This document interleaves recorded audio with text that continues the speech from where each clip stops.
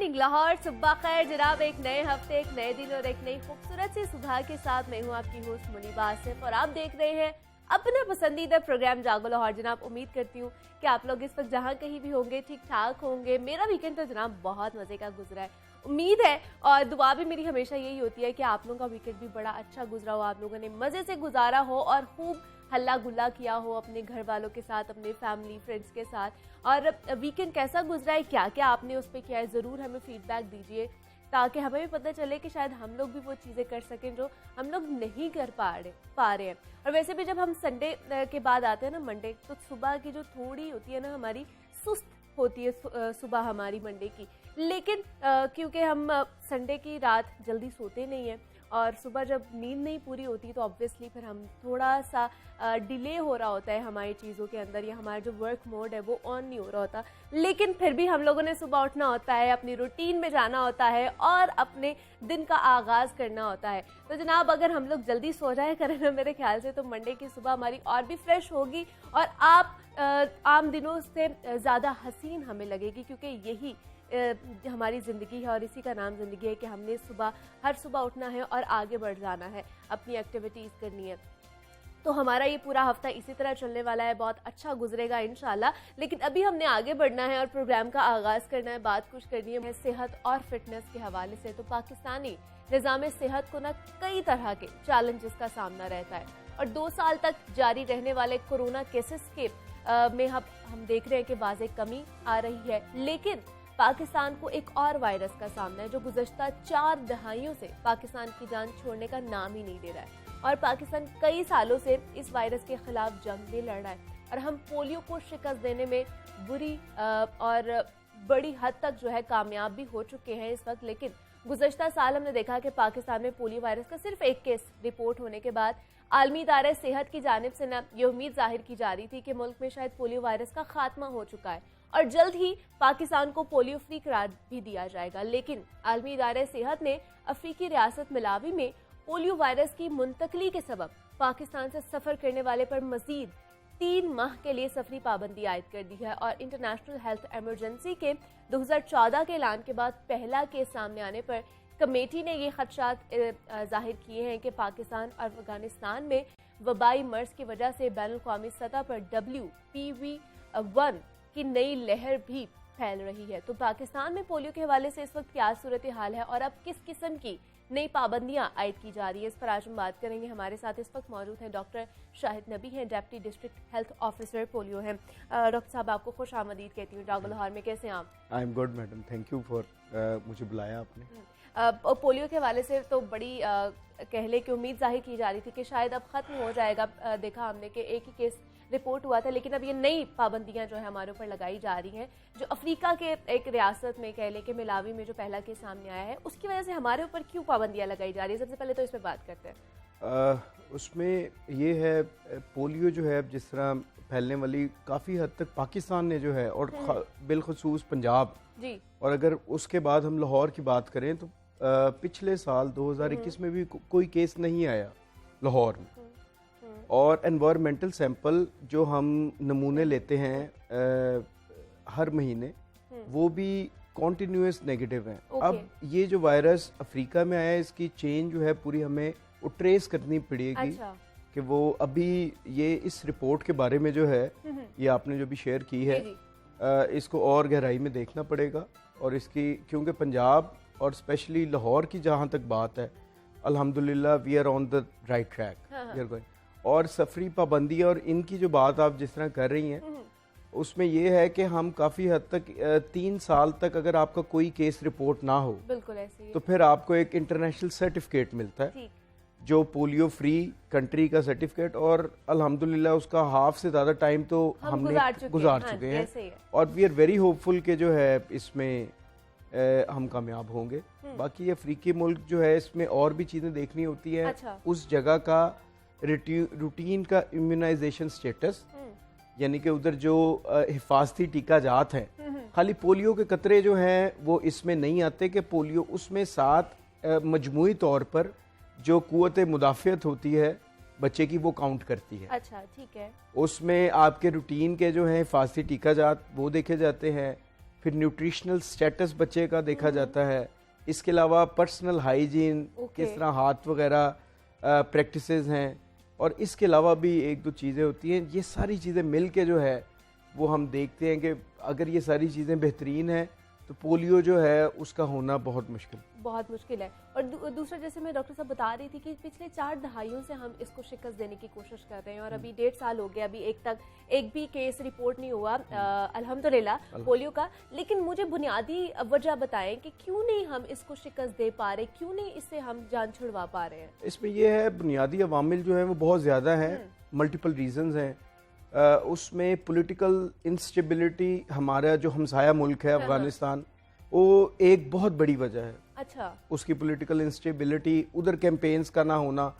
पाकिस्तान में हम कॉन्टिन्यूस जो है कैंपेन्स कर रहे हैं। Exactly, हाँ। और शायद ही कोई महीना ऐसा हो जो आपने देखा हो जिसमें पोलियो कैंपेन ना हुई। बिल्कुल ऐसा ही है। तो उसमें ये पॉलिटिकल भी है और भी काफ़ी मामलात हैं, क्योंकि हम अपनी साइड पे तो कंट्रोल कर लेते हैं, मगर उधर जो है अगर पॉलिटिकल इंस्टेबिलिटी और मसाइल हों और उधर रूटीन इम्यूनाइजेशन जो हिफाजती टीका जात हैं डेली के, उनमें जो है अगर वो प्रॉपर नहीं लग रहे, पोलियो के कतरे नहीं पिलाए जा रहे, अच्छा। उसकी वजह से बर्डन जो है हम सह रहे हैं काफ़ी।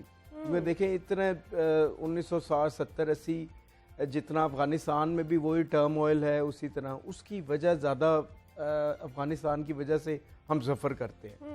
वरना बीइंग पाकिस्तानी, और अगर पंजाब में सेक्रेटरी हेल्थ साहब की बड़ी ये अचीवमेंट है, डीसी साहब की, कमिश्नर साहब की और वज़ीर आला साहब की, कि इसमें जो है इतना कॉन्टीन्यूस ये नेगेटिव एनवायरमेंटल सैंपल होना और पोलियो केस ना आना, ये बहुत बड़ी कामयाबी है। बिल्कुल ऐसे है, एग्जैक्टली। और सिर्फ हम ही मेरे ख्याल से अभी तक पीछे रह गए हैं और इंशाल्लाह हम भी इसको शिकस्त दे देंगे। लेकिन क्या लगता है हमें इस हवाले से किस तरह के इकदाम उठाने की ज़रूरत है ताकि आने वाले सालों में या इन फ्यूचर हम लोग इस चीज़ को मेनटेन कर पाएँ कि हमारे पास केसेस ना आए? इसमें 2-3 चीज़ें हैं। आपके तवस्सुस से वालिदैन से भी मेरी इल्तमास है कि सबसे पहले हिफाजती टीका जात जो है बच्चों का कोर्स, क्योंकि हिफाजती टीका जात जो है रूटीन में बच्चे की पैदाइश से लेकर आगे 1.5-2 साल तक, उसमें पोलियो का इंजेक्शन भी हम लगाते हैं। ठीक है। और इसके अलावा 12 जो है बीमारियां बच्चों की, उसके खिलाफ क़ुव्वत मुदाफ़त पैदा करने के लिए इंजेक्शन भी हम लगाते हैं। सबसे पहले तो वालिदैन से इल्तमास यही है मेरी और इल्तिजा है कि जितने अपने बच्चे हैं उनको सबसे पहले रूटीन इम्यूनाइजेशन हिफाजती टीका जात का कोर्स करवाएं। ठीक है। जब भी पोलियो की कैंपेन आए उसको जो है कतरे पिलाएं, हाथ धोने की प्रैक्टिसेस को बेहतर करें, क्योंकि ये इसी तरह फीकल ओरल रूट से फैलता है। इसके अलावा न्यूट्रिशन स्टेटस अगर बेहतर होगा, HB लेवल बच्चों के बेहतर होंगे और क़ुव्वत मुदाफ़त उनकी बेहतर होगी, सारी चीज़ें अवामिल मिल के, और मैं बड़ा पूरी उम्मीद हूँ कि इंशाल्लाह हम कोई पोलियो केस नहीं होगा इंशाल्लाह पंजाब में स्पेशली, और लाहौर में, और इसके बिलमुम पूरे पाकिस्तान में। लेकिन मुझे बताइए सैम्पलिंग के हवाले से कि कब कब इनकी सैम्पलिंग की जाती है और इसका पीक अगर देखा जाए तो वो कब आता है? मैडम इस तरह है, लाहौर में हमारी 5 एनवायरमेंटल सैम्पलिंग साइट्स हैं। अच्छा, हर महीने उनका सैंपल लिया जाता है और फिर उसको नेशनल इंस्टीट्यूट ऑफ हेल्थ है हमारा इस्लामाबाद में, उधर सैंपल भेजा जाता है। ठीक है। उधर से उसकी रिपोर्ट आती है और ये सारा WHO की ज़ेरे निगरानी, health district health authority, WHO की ज़ेरे निगरानी ये सैंपल्स लिए जाते हैं, बाकायदा कोरियर किया जाता है और इनको प्रॉपर इनकी रिपोर्ट हर महीने ली तैयार की जाती है, हर महीने तैयार की जाती है। और उसी के बल पे हम जो कह रहे हैं कि 1.5 साल से कोई केस या तो ये वजह है। और दूसरा डॉक्टर शाहिद, हम देखते हैं कि वक्तन फ़वक्तन जो है पोलियो के टीके पिलाने के लिए घर में भी टीम्स जारी होती है, एक मुहिम चल रही होती है, पूरी कैंपेन चल रही होती है। लेकिन अभी भी क्या आपको लगता है बहुत हद तक जो है हम लोग पीछे हैं माइंडसेट के हवाले से कि अभी भी बहुत से लोग जो है बच्चों को टीके नहीं भी पिलवाते हैं पोलियो के कतरे? किसी हद तक आपकी बात दुरुस्त है भी और नहीं भी। उसमें यह है, हमारे इनकारी जो थे, रिफ्यूज़ल्स थे, उसमें पॉलिटिकल रिफ्यूज़ल्स भी होते थे, मजहबी रिफ्यूज़ल्स भी होते थे, मजहबी इनकारी, बिल्कुल इसके अलावा काफ़ी थे।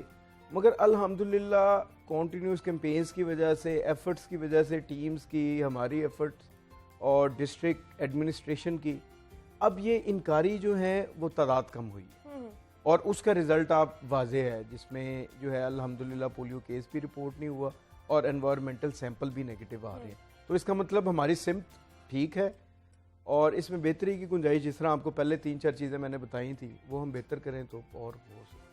लेकिन थोड़ा सा इन्फॉर्मेशन के हवाले से मैं लोगों की इन्फॉर्मेशन के हवाले से पूछना चाहूँगी कि पोलियो का वायरस है क्या, ये किस तरह पैदा होता है, ये किस तरह मुंतकिल होता है, इस बारे में भी हम जानना चाह रहे हैं। अच्छा, पोलियो का जिस तरह वायरस है, इन्फ्लुएंजा फ्लू का वायरस है, इसी तरह पोलियो का वायरस है। ठीक है। और ये बेसिकली हमारे आंतड़ियों में जो है इसकी वो होती है, ग्रोथ होती है। ओके। और मुंह के रूट से और फीकल रूट, ओरोफिकल रूट इसको हम कहते हैं, यानी कि गंदे हाथ से अगर कोई वही जो है आपने वो बच्चे ने मुंह में हाथ डाल लिया गंदे और जरासीम थे उधर, तो पोलियो इस तरह वायरस मुंतकिल हो सकता है, जाके फिर ये हमारी आंतड़ियों में बैठता है। अच्छा। और उधर से इसका जो है फिर अल्लाह माफ़ करे, अगर ये एक्टिव है, बच्चा कमज़ोर है, पोलियो वायरस तगड़ा होता रहता है और फिर अल्लाह माफ़ करे इसको हम क्रिपलिंग डिजीज़ भी कहते हैं पोलियो को।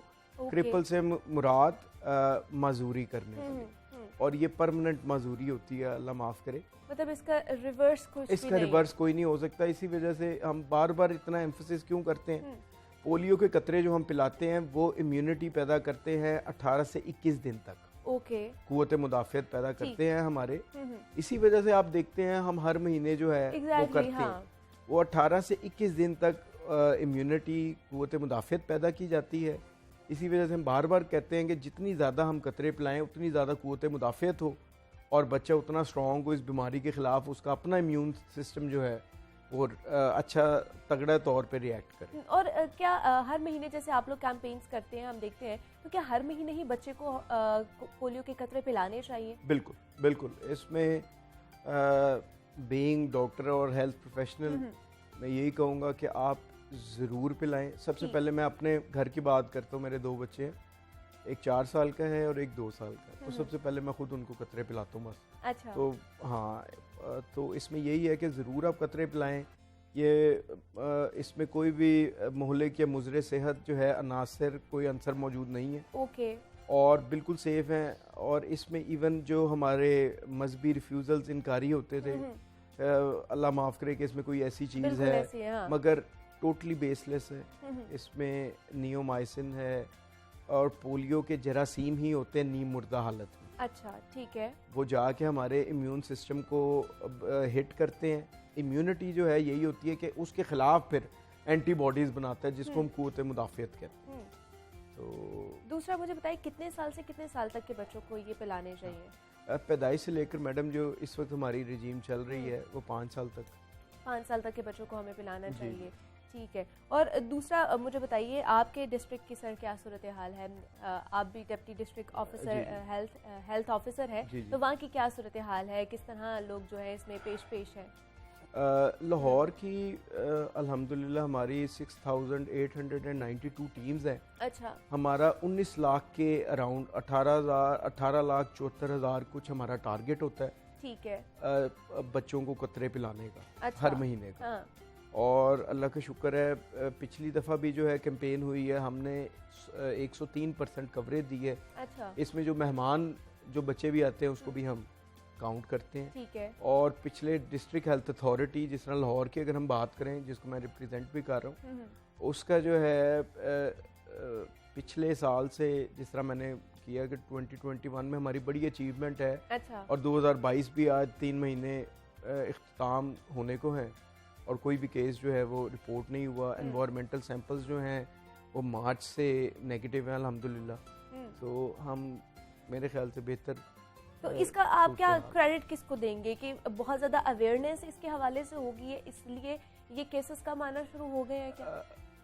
ये देखें, कोलैटरल डैमेज भी होता है और कोलैटरल फ़ायदा भी होता है। इसमें मैं यही कहूँगा कि दोनों साइड्स हैं। अच्छा। सबसे पहले सेक्रेटरी हेल्थ साहब, चीफ मिनिस्टर साहब, डिप्टी कमिश्नर लाहौर, इनकी बड़ी एफर्ट्स हैं। बिल्कुल ऐसे ही है। उसके अलावा जो है टीम लेवल पे आप कॉन्टीन्यूस अब जितनी कोई 7,000 के करीब टीम्स हैं लाहौर में। इवन आपने देखा होगा जितने भी जो हैं स्टेशंस वगैरह, bus station, even railway station, हर जगह टीम्स होती हैं, ठीक है। पोलियो।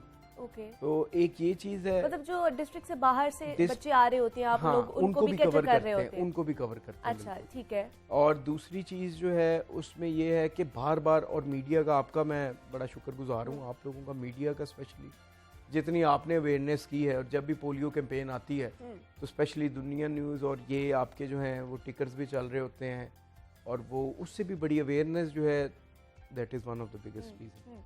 तो अगली कैंपेन कब आप लोग करने वाले हैं? अगली कैंपेन इंशाल्लाह मैडम ईद के बाद जो है, ईद के बाद होगी। हाँ इंशाल्लाह ताला ईद के बाद है।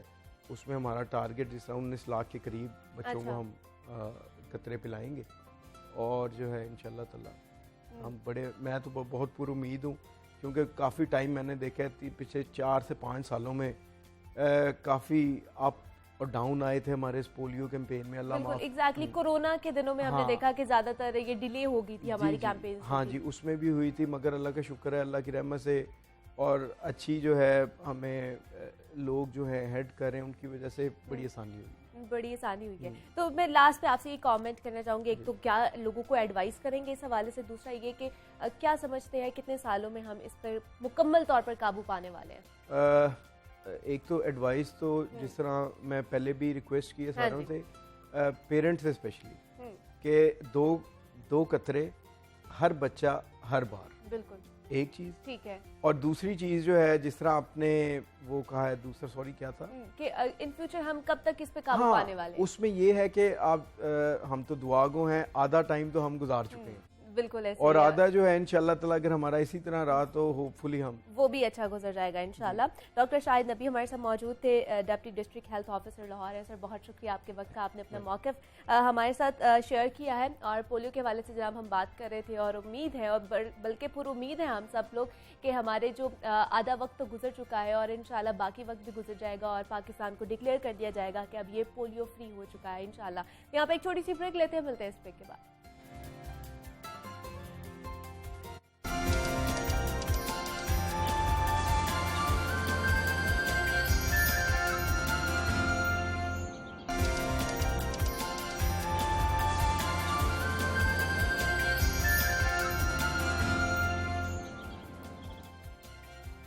वेलकम बैक टू जागो लाहौर। जनाब सेगमेंट है हमारा ये तालीम और तरबियत के हवाले से, जिसमें हमने बात करनी है बच्चों और नौजवान नस्ल के ब्रॉटअप के हवाले से, कि उसको कैसे किया जाए। सब वालिदैन ही ना अपने बच्चों से बेइंतहा मोहब्बत करते हैं, और अक्सर वालिदैन इस मोहब्बत में तमाम हदें पार कर जाते हैं और बच्चों की हर बात मानते हैं। और फिर एक वक्त ऐसा भी आता है हमारी जिंदगी में कि बच्चा जिद पर आ जाता है और वालिदैन मजबूर होकर रह जाते हैं उसके सामने, और ये मसला अपना हर घर का मसला बनता जा रहा है। और बेशतर वालिदैन इस सवाल के मुतलाशी नजर आते हैं कि बच्चों की परवरिश और तालीम और तरबियत किस तरह से करें कि वो कल बड़े होकर मुआशरे में एक जिम्मेदार फर्द की हैसियत से अपनी जिंदगी गुजार सके, और बच्चों को बिगड़ने से कैसे बचाया जाए। और इस मामले में बच्चों के साथ साथ वालिदैन का भी मेरे ख्याल से एक किरदार बहुत अहमियत का हामिल होता है, क्योंकि अक्सर वालिदैन बच्चों की तरबियत करते वक्त ना कुछ गलतियां ऐसी कर जाते हैं जो बच्चों की ज़हनी और नफ्सियाती सेहत पर मुज़र असरात मुरतब करती है, और जिससे उनकी जो तख्लीकी सलाहियतें हैं वो भी मुतासर होना शुरू हो जाती हैं, और इन द एंड उनकी तालीमी और अमली ज़िंदगी में कारकर्दगी मुतासर होती है। तो ये आदत कौन कौन सी है, इनसे कैसे छुटकारा हासिल किया जा सकता है, इस पर आज हम बात करेंगे। हमारे साथ इस वक्त मौजूद है डॉक्टर सहर चावला हैं, लाइफ कोच हैं और मोटिवेशनल स्पीकर भी हैं। डॉक्टर सहर, मैं आपको खुशामदीद कहती हूँ जागो लाहौर में। कैसी हैं आप? ठीक ठाक, आप कैसी हैं? मैं भी बिल्कुल ठीक ठाक। डॉक्टर सहर, आज हमने बात करनी है बच्चों की तालीम और तरबियत के हवाले से, कि किस तरह की उन्हें अपब्रिंगिंग उनकी किस तरह की होनी चाहिए, कौन कौन सी गलतियाँ हो सकती है। सबसे पहले तो हमें बताएं बच्चों की तालीम और तरबियत, इससे क्या मुराद है, इसमें किस तरह की चीज़ें आ जाती हैं, देन हम फर्दर इस पर डिस्कशन करेंगे। तालीम और तरबियत ना मुनीबा पेरेंट्स की होने वाली है। अच्छा, आई एम सो सॉरी। ठीक है, आज फिर हम दोनों की कर लेते हैं after a lot of exposure, क्योंकि उन पेरेंट्स की जब तालीम और तरबियत ठीक होगी तो ही वो आगे जाके बच्चों को हेल्दी रेस करेंगे। Exactly. हमारे पास सीक्वेंस ऑफ डैमेज्ड और डिटीरियोरेटेड जनरेशंस चल रही हैं, जो कि आगे से मजीद तबाही का बाइस बन रही हैं। मेरे पास अक्सर जब पेरेंट्स काउंसलिंग के लिए अपने बच्चों के साथ आते हैं और मुझे कहते हैं कि नहीं ये मानता नहीं है, ये टैंट्रम थ्रो करता है, मैं यहाँ पर उन बच्चों की बात नहीं करी जो किसी बायोलॉजिकल या मेडिकल सिंड्रोम या डिजीज का शिकार हैं, जो अपनी बीमारी की वजह से ऐसे बिहेव करते हैं। मैं उन बच्चों की बात कर रही हूँ जो कि आपके गलत तरीकों का नतीजा है, ठीक है। तो मैं उनको सिर्फ एक सवाल पूछती हूँ कि मुझे बताएं, क्या पेट से निकलते ही इसने इस चीज के लिए जिद करना शुरू कर दी थी? अभी तो आपका बच्चा स्कूल भी नहीं जाता है, और स्कूल जाने से पहले इसका मतलब है उसको जो एक्सपोजर मिल रहा है सिर्फ घर का एक्सपोजर मिल रहा है। अगर घर के एक्सपोजर में वो इस किस्म के नाकाबिले बर्दाश्त टेंट्रम्स थ्रो कर रहा है कि आपको एक काउंसलर की मदद लेने की जरूरत है, तो तरबियत की जरूरत किसको है? तरबियत की जरूरत तो यहाँ पर पेरेंट्स को है कि वो एक बच्चे को अच्छी तरह रेज नहीं कर सके हैं। और हमारे यहाँ पर अनफॉर्चुनेटली इतना ज्यादा focus, academic excellence matters a lot, but अगर आप लोगों की सक्सेस स्टोरीज पढ़े, बहुत सारे लोग जो हैं जो लाइफ में कामयाब हुए हैं, उनमें से जिनके नाम हैं, ठीक है, उनमें से आप मेजॉरिटी लोगों को देखेंगे कि उनके एकेडमिक स्कोर्स तो इतने ज्यादा नहीं थे, सोशल और इमोशनल स्कोर्स जो हैं कोशेंट के, वो आपको बहुत हाई मिलेंगे। तो this says it all, the statistics it says it all, कि अगर आप जितना फोकस बच्चों के ग्रेड्स पर करते हैं, उनकी एकेडमिक एक्सीलेंस पे करते हैं, अगर आप उनकी इमोशनल ग्रूमिंग पे, सोशल ग्रूमिंग पे करेंगे तो आपके लिए बेटर होगा। तरबियत में आपके पास बच्चों के सोशल स्किल्स, उनकी स्पिरिचुअल हेल्थ आ जाती है, उनकी इमोशनल हेल्थ आ जाती है, उनकी फिजिकल हेल्थ आ जाती है। हमारे यहाँ पे तो अनफॉर्चुनेटली पेरेंट्स जो हैं वो अपने बच्चों को फिजिकल हेल्थ का भी ख्याल रखना नहीं सिखा पाते हैं। डॉक्टर सर, सॉरी मैं आपको इंटरप्ट कर रही हूँ इस चीज में, लेकिन क्या हम लोग ये समझते हैं कि तरबियत में ये सारे फैक्टर्स आते हैं? क्योंकि हमें लगता है, हमारे वालिदैन समझते हैं कि अगर हमने तालीम और तरबियत का नाम दिया है एक चीज को, तो हम अच्छे स्कूल में बच्चों को पढ़ा रहे हैं, तो इसका मतलब हम लोग उनकी बुनियादी जरूरत पूरी कर रहे हैं। अगर हम उन्हें ब्रांडेड कपड़े पहना रहे हैं, अच्छा फूड खिला रहे हैं, तो इसका मतलब हम उनकी बुनियादी जरूरियात पूरी कर रहे हैं। क्या ये चीजें आती हैं उसके अंदर? सो राइट, आप देखेंगी अक्सर इवन कि माएँ भी आपको ये कहती नजर आएंगी कि तुम्हारा बाप जो है तुम्हें खाली कमा के देते है, वो और क्या करे, इसके अलावा उसका और कोई काम नहीं है। यानी कमाने के बाद उसके साथ जो मर्जी हो, बाप का बच्चे से कोई लेना देना नहीं है। I know so many parents जिनको ये नहीं पता कि उनका बेटा या बेटी किस क्लास में पढ़ते हैं, जिनको ये भी नहीं पता कि वो अक्सर समझते हैं उनका बेटा 12 साल का है, 9 साल का है, उनको ये भी नहीं पता होता। ये खास करके मैं वालिद हजरात के, जाहिर है उनको बाहर की भी जिम्मेदारियां देखनी पड़ती है, लेकिन उसका ये मतलब तो नहीं है कि आप उनकी तरबियत से बिल्कुल अलग हो जाए, कि आपने उनके साथ बॉन्डिंग नहीं बनानी है, क्या आपने उनको माशरे में उठने बैठने का तरीका नहीं बताना, आपने उनको सोशल स्किल्स नहीं बताने हैं। तो तरबियत बेटर करना तो बाद में आता है। पहले ये कि तरबियत कौन से माँ बाप बेटर कर सकते हैं? तरबियत वो माँ बाप बेटर कर सकते हैं जो औलाद के साथ बॉन्डिंग बनाने में कामयाब हो जाते हैं, और एक हेल्दी बॉन्ड। और औलाद के साथ आप हेल्दी बॉन्ड तो तब बनाएंगे ना जब आप खुद यहाँ पर डिजीज्ड नहीं होंगे। अगर आप खुद मेंटली डिजीज्ड होंगे तो आप ट्रॉमा ही ट्रांसफर करेंगे, आप ट्रेजर ट्रांसफर नहीं करेंगे। exactly. सबसे पहले तो मैं उन सब लोगों को जिनके अपने नफ्सियाती या सोशल या साइकोलॉजिकल मसले, खुदा के वास्ते अपना दिमागी इलाज पहले करवाइए और उसके बाद माँ बाप बनने की कोशिश कीजिए, ठीक है? क्योंकि खुद भी आप डिजीज होते हैं और आगे जाके बच्चों की जिंदगी को भी आप अजाब में डालते हैं, उनको भी। तो make sure that you are mentally healthy and then please opt for marriage and then please opt for having children. Otherwise kindly आपको कोई हक नहीं है कि आप आगे जो इस दुनिया में आया भी नहीं उसको दुनिया में लाएं भी और उसकी जिंदगी भी तबाह करें, उसको इमोशनली भी तबाह करें। और प्लीज इस बात पर ध्यान दें कि human is a social animal. बहुत सारे पेरेंट्स को मैंने देखा है कि वो अपने बच्चों को एकेडमिकली आगे ले जाने के लिए, उनकी प्रोग्रेस के लिए इतने ज़्यादा पागल हो जाते हैं, इतने ज़्यादा फिनिकी हो जाते हैं कि वो उनको सोशल स्किल्स उनकी डेवलप नहीं होने देते। ऐसे बच्चों में आपको कॉन्फिडेंस की कमी बहुत ज़्यादा नजर आएगी। ऐसे बच्चों को पता ही नहीं है कि अगर मैंने कहीं पर बैठना है तो मेरी बॉडी लैंग्वेज क्या होनी चाहिए, मुझे बात कैसी करनी चाहिए। और यकीन करें वो सारी माएँ जो मेहमानों के घर जाके अपने बच्चों को आंखें दिखाती हैं कि खाना मत लो, stop doing this, this is not a healthy behaviour. You are crashing your child's confidence. आप क्या, आपका बच्चा खुद डिसाइड कर सकता है। आप अपने बच्चे को बल्कि बताएं कि जब तुमने कहीं जाना है तुमने सबको वार्मली ग्रीट करना है, उसको बताएं उसने क्या पिक करना है, क्या चूज नहीं करना। क्यों? आपको अपनी तरबियत पे भरोसा नहीं है कि आपके बच्चा अगले की प्लेटें तोड़ देगा क्या? अपने बच्चे को एज एन इंडिविजुअल खुद अगले के साथ इंटरेक्ट करने दे। तो मुझे ये नॉर्म कितना बुरा लगता है ना कि दिखाएगी कि let your child decide that by yourself. और उसके बाद फिर एक और चीज, हमारे यहाँ पे ना पेरेंट्स हेल्दी बैरियर्स जो है उसको भी मेंटेन नहीं कर पाते। अच्छा। आपका जो देखें, जो सबमिशन का रिश्ता है ना, यानी खुद को सौंप देना, वो सिर्फ खालिक और मखलूक के बीच होता है। अपने बच्चों से सबमिशन डिमांड ना करें just because they are a part of your flesh. I know they are a part of your flesh, वो आपके जिस्म का हिस्सा है, आपकी रूह का हिस्सा है, आपने बहुत मेहनत की है उनके साथ, लेकिन उसका मतलब ये नहीं है कि अब वो अपना आप आपको सौंप दें।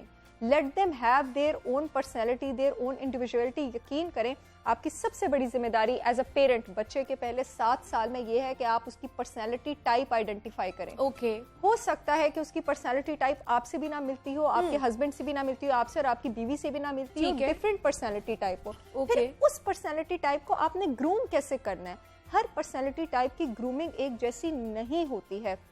एक बार हमने प्रोफेशनल एप्टीट्यूड्स के बारे में भी बात की थी और उसमें भी हमने ये बात की थी कि हर पर्सनैलिटी टाइप के लिए खास प्रोफेशन बना होता है। एक पेंटर की पेंटिंग मिलियंस ऑफ डॉलर्स में बिकती है और एक पेंटर को कोई पूछता भी नहीं है, ठीक है। एक ही बारे में कोई एक इंसान बात करता है, मिलियंस ऑफ व्यूज आ जाते हैं, कोई और जो है शायद उसके ख्यालात उससे भी अच्छे हो, तो nobody cares that if person is talking or not। तो ये सब क्या है? ये सब ये है कि वो लोग जो किसी फील्ड में हिट हुए हैं वो इसलिए हिट हुए हैं क्योंकि उन्होंने अपना एप्टीट्यूड सेलेक्ट किया, जिस चीज के लिए अल्लाह ने उन्हें बनाया हुआ था।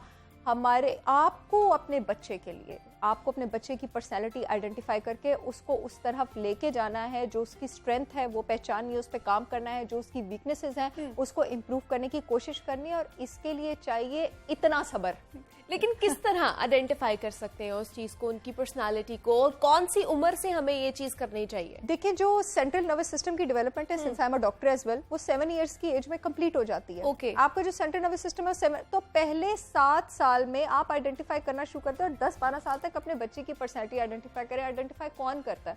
आइडेंटिफाई तो वो करेगा ना जिसे खुद भी पूरी दुनिया देखी हो, जिसका अपना ही एक्सपोजर नहीं है, जो माँ बाप को, जिसको बाप को 9 से 5 की नौकरी के अलावा कुछ नहीं पता, माँ को 4 रेसिपीज के अलावा कुछ नहीं पता, तो अपनी भी ग्रूमिंग करें, अपनी ग्रूमिंग पे भी थोड़ा ध्यान दें। जब अपने एक्सपोजर नहीं होगा तो आप बच्चे के लिए क्या बेहतर फैसले करेंगे?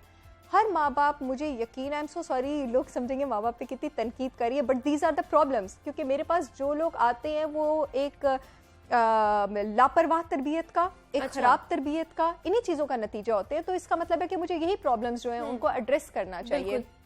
अपनी पर्सनैलिटी पे काम करें, अपने आप को ग्रूम करें ताकि आप अपने बच्चे के लिए जो है बेहतर डिसीजंस ले सके। एंड फॉर गॉड सेक, अपने इनकम्प्लीट होने की जो फ्रस्ट्रेशन है वो अपनी औलाद पे ना निकालें। एग्जैक्टली, प्लीज मत निकालें। कोई सर्टेन माइलस्टोन आप लाइफ में अचीव करना चाहते थे, ठीक है, वो आपने ये अचीव कर सके, अब वो आपका बच्चा करेगा। पैदा होते ही आपने उसके माथे पे टैग लगा दिया, मेरा बच्चा डॉक्टर बनेगा। पैदा होते ही आपने उसके माथे पे टैग लगा लिए, ऐते सिविल ऑफिसर बनेगा। आपके बच्चे को let that person decide by yourself. आपको अपनी बहन से बहुत ज्यादा प्यार है, 15 साल की उम्र में आपने अपने बेटे पे टैग लगा दिया, ये मेरी भांजी से शादी करेगा। Stop doing these absurd things, let your children. ये इस तरह की जो चीजें हैं, ये जो बचपन से ये बच्चों के साथ हम लोग कर रहे होते हैं, ये बड़े होते होते उनकी जो जहनी मेंटल हेल्थ है और बाकी फिजिकल हेल्थ किस तरह इफेक्ट करती है, वो किन किन चीजों का शिकार हो सकते हैं, किन डिसऑर्डर्स का? देखिए, 2 तरह के रिएक्शंस हो सकते हैं, या वो रिवेंजफुल हो सकते हैं, बागी हो सकते हैं, वो भी बहुत खतरनाक है, ठीक है, यानी बिल्कुल ही वो कंट्रोल करने के चक्कर में हाथों निकल गए, ठीक है। और दूसरा आपके पास रिएक्शन हो सकता है कि वो बहुत ही ज्यादा टिमिड हो जाएं और ही ज्यादा अंडर कॉन्फिडेंट हो जाएं। अच्छा। दोनों सिचुएशंस आपके पास बुरी है ना, दोनों ही तरह वो सोसाइटी में सर्वाइव नहीं कर सकते। एक आपको क्रिमिनल माइंडसेट की तरफ लेके जाता है, और बल्कि टिमिड होना भी आपको क्रिमिनल माइंडसेट की तरफ लेके जा सकता है, वो भी आपको गलत तरफ लेके जाता है। और मोस्टली बच्चे डिप्रेशन में, you know, the cases that come to me, लड़कियां स्पेशली, वो अपना ख्याल रखना छोड़ देती हैं जब जरूरत से ज्यादा, यू नो, पाबंदी, शक, वहम।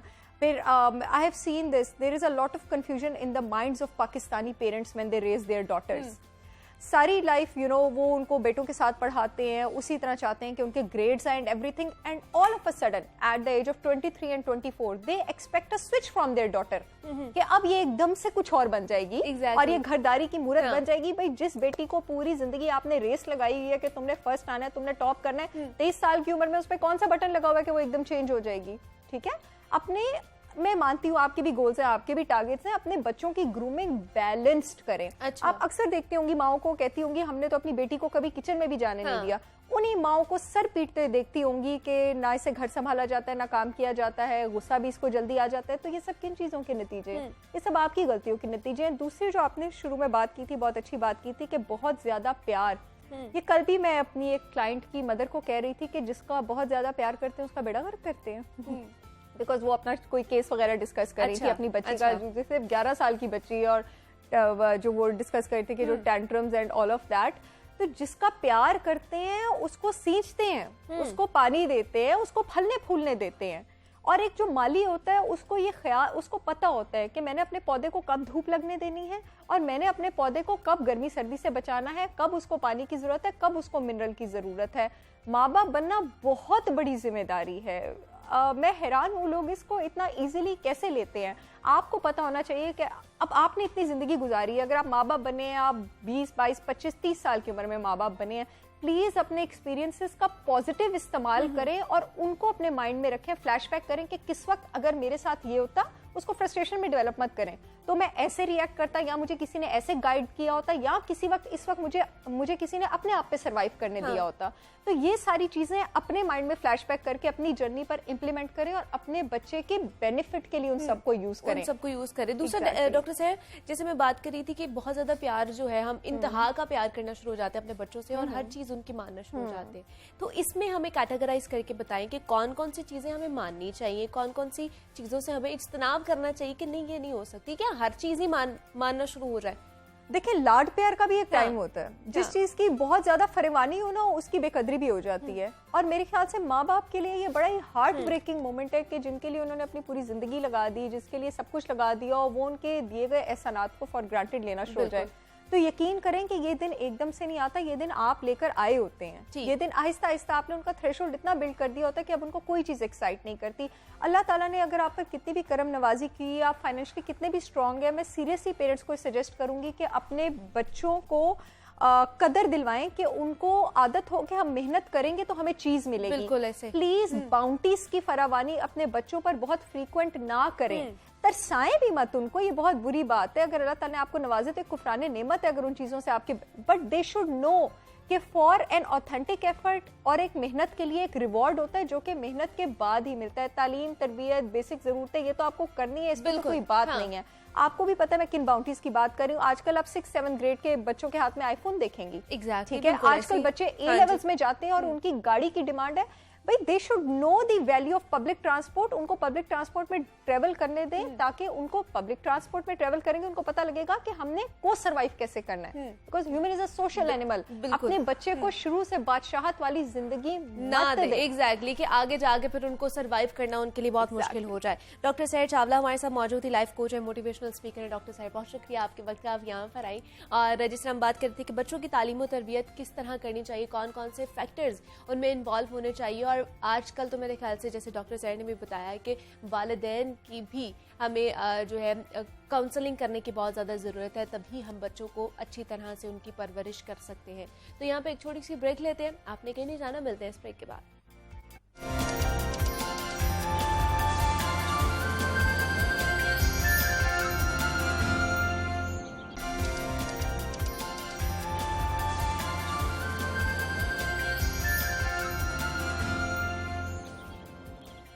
वेलकम बैक टू जागो लाहौर जनाब। सेगमेंट है हमारा लाहौर की दुनिया, जिसमें हम लाहौर और लाहौरियों के मसाइल डिस्कस करते हैं। और लाहौर को दरपेश मसाइल की बात अगर की जाए ना, तो माहौलियाती आलूदगी एक ऐसा मसला है जो शहरियों के लिए वबाले जान बनता ही जा रहा है। और माहौलियाती तब्दीलियों की वजह से मौसम गर्मा अगर देखें तो शदीद होता जा रहा है, और मौसम सरमा का जो दौरानिया है वो सुकड़ता जा रहा है। और मौसम सरमा से पहले स्मॉकीफियत एक नया इम्तिहान बन चुका है हमारे लिए। और माहौलियाती तबाही का सबसे बड़ा सबब प्लास्टिक बैग्स का बेजा इस्तेमाल है। और प्लास्टिक बैग्स और प्लास्टिक की बोतलें आने वाली नस्ल के मुस्तकबिल पर एक सवालिया निशान भी लगा रही है। और गुज़श्ता बरस हाई कोर्ट की जानिब से प्लास्टिक बैग्स के इस्तेमाल पर पाबंदी लगाई गई थी, लेकिन उस पाबंदी के बावजूद भी सरेआम पॉलीथिन बैग्स के इस्तेमाल हो रहे थे। और माह रमजान की आमद भी है, और इस महीने में भी खरीदो फरोख्त का एक हुजम जो है वो कई गुना बढ़ जाता है। और पॉलीथिन बैग्स की मुमकिना तबाहकारियों के पेश नज़र लाहौर में लगाए जाने वाले रमजान बाजारों में भी पॉलीथिन बैग्स के इस्तेमाल पर इस वक्त पाबंदी लगा दी गई है। और इस हवाले से सेक्रेटरी लोकल गवर्नमेंट ने अहकामात भी जारी कर दिए।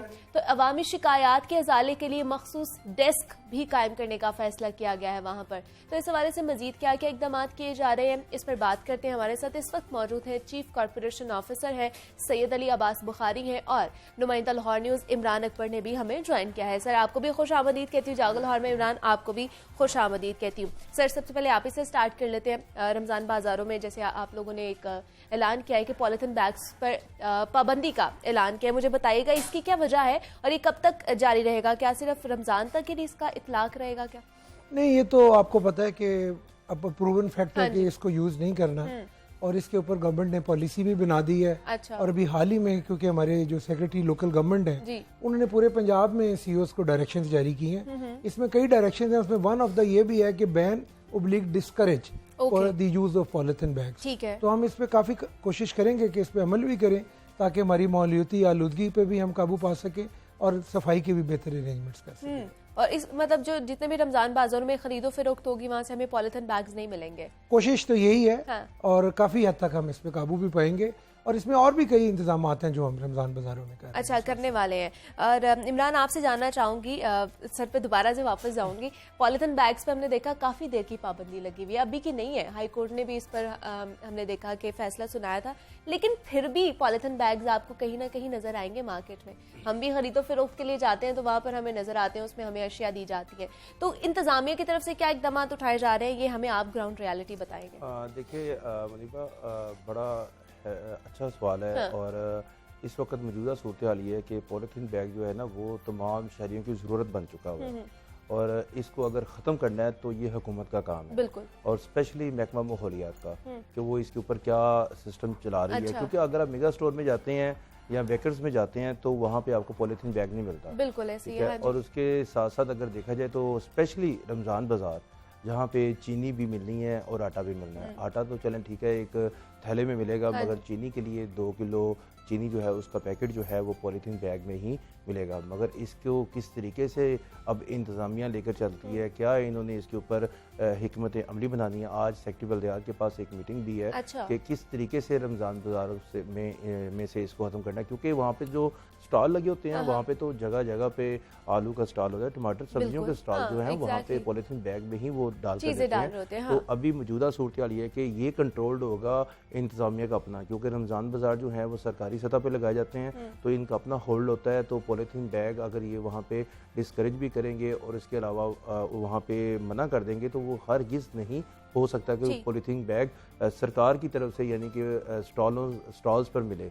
मगर अगर देखें ओवरऑल लाहौर में तो वहाँ पे पॉलीथीन बैग का इस्तेमाल खुलेआम किया जा रहा है। और ये चूँकि पॉलीथीन बैग एक ऐसी चीज़ है कि जो इसका एक फार्मूला तय हुआ था, ब्लैक जो बैग होगा उसका इस्तेमाल नहीं होगा। मगर अभी पॉलीथीन बैग में किस तरह की इकसाम होती हैं, किस तरीके से चलाना है, ये महकमा माहौलियात जो है उसकी ऑब्जर्वेशन होती है, वही डिसाइड करता है, वही फार्मूला तय करता है। उसके बाद जो है इंतज़ामिया उसमें हरकत में आती है और इन्फोर्समेंट एजेंसीज जिसमें ज़िला इंतज़ामिया है, कमिश्नर ऑफिस है और 2-3 महकमे हैं जिसमें सिविल डिफेंस भी आ जाता है, वो इनको चेकिंग करते हैं। जो कॉरपोरेशन है ये सिर्फ और सिर्फ सहूलियात की फराहमी के लिए अपनी तमाम तर जो इंतजामात है उसको बेहतर बनाती है, क्योंकि इनके पास इन्फोर्समेंट नहीं होती। इन्फोर्समेंट जो है वो बाकायदा जो है वो ज़िला इंतजामिया के पास है, ऑर्डर उन्होंने निकालने हैं। मगर चूँकि अगर इनको कह दिया जाएगा, ऑर्डर कर दिए जाएंगे, ग्रेड 19 के हैं, ग्रेड 18 के, ग्रेड 17 के स्टेट भी लगाते हैं, तो ये इनकी चेकिंग में वो पॉलीथीन बैग भी आएंगे और पॉलीथीन बैग जो है वो मना कर दिया गया। ठीक है, तो सर आप क्या कहेंगे, मतलब रमजान बाजार में जैसे बैन कर दिया जाएगा तो फिर उसका ऑल्टरनेट क्या है आप लोग के पास, क्या प्लान है? ऑल्टरनेट तो दूसरे बैग्स आ चुके हैं, वो भी हम अरेंज करेंगे।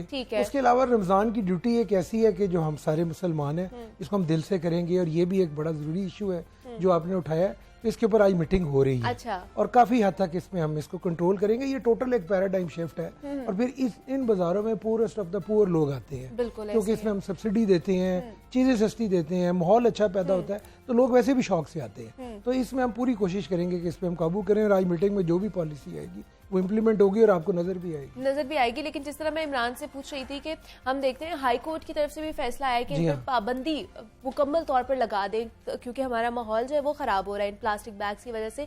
लेकिन फिर भी कुछ बड़े ब्रांड्स की तरफ से इस पर अमल दरामद किया जा रहा है, बाकी कहीं जगह पे हमें नजर नहीं आता। इवन कि मैं खुद भी जब शॉपिंग करने जाती हूँ तो मुझे प्लास्टिक बैग आपको देते हैं, कहते हैं इसकी पेमेंट करेंगे, एग्जैक्टली उसमें मिलता है। लेकिन किसी छोटी शॉप में, सुपरमार्केट या किसी चले जाए मोहल्ले में, तो वहां पे तो हमें जो है वो प्लास्टिक बैग्स ही नजर आ रहे होते हैं। तो इस तरह की चीजों के वाले से, इस तरह के इलाकों में कोई इन्फोर्समेंट के वाले से देखिए, इन्फोर्समेंट भी कर रहे हैं। इसकी सबसे ज्यादा जो असल चीज है जो आप लोग कर रहे हैं, ये अवेयरनेस।